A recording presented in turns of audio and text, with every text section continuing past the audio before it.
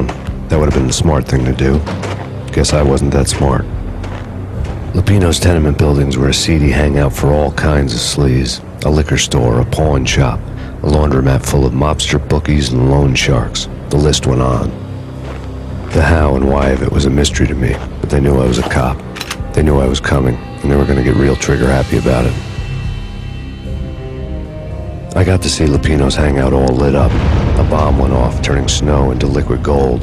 A pillar of fire lifted the remains of a car straight up into the air. The flames were highlighted on the hood of a black Mercedes-Benz as it coasted down the street real slow, as if the driver didn't have a worry in the world. I got a good look at the man riding shotgun. It was Vladimir, the head of the local Russian mob, the fly in Don Punchinello's soup. The ringing in my ears was the sound of a mob war being waged.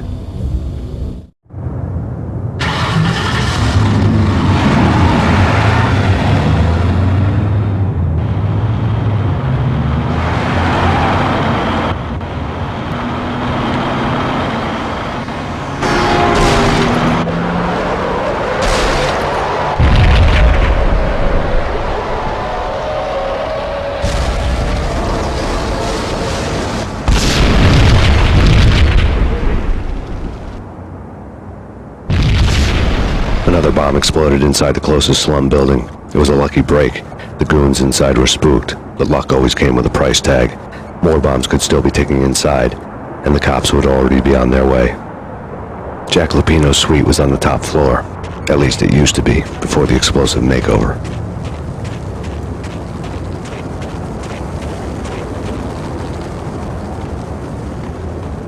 The headlines were a depressing read.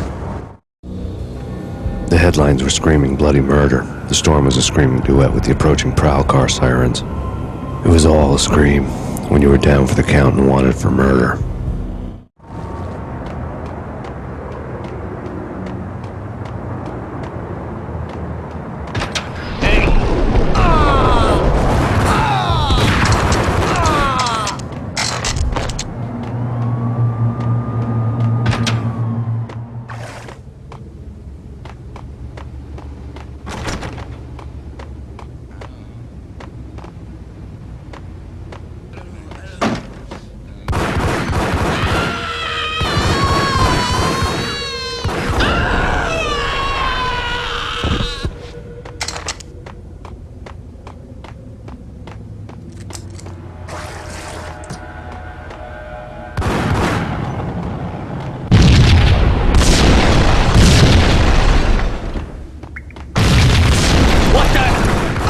The whole building was rigged with explosives.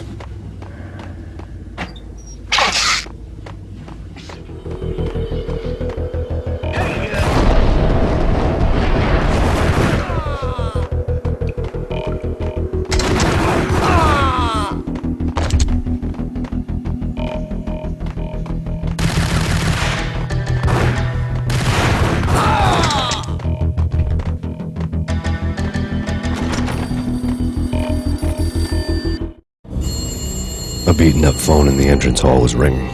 It could have been just a junkie in need of a fix, but it turned out to be something more sinister than that. Am I speaking to Mr. Payne? Who wants to know? My name is Alfred Wooden. You must hurry. The police are on their way. Tell me something I don't know. They know you're there. How? And what's it to you? I will contact you again. The cops arrived, sirens singing in the off-key harmony of a manic-depressive choir. I had a few minutes while the SWAT team would go through their usual routine. By the time they busted in, I needed to be long gone.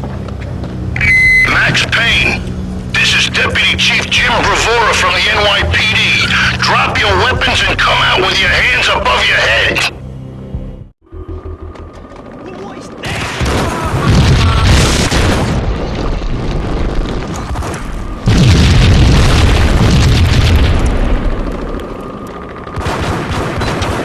Someone had left a letter with a key on the shelf. Suddenly it all made sense. The bombs, the Russian mob boss making an appearance in person. Gogmiti was his usual self, all talk and no walk. After our hit, the Russian has only a couple of guns left and they can be bought. There's no freaking way he has the guts to try anything after that. As it turned out, the Russian had plenty of guts. One thing he could count on. You push a man too far, and sooner or later he'd start pushing back.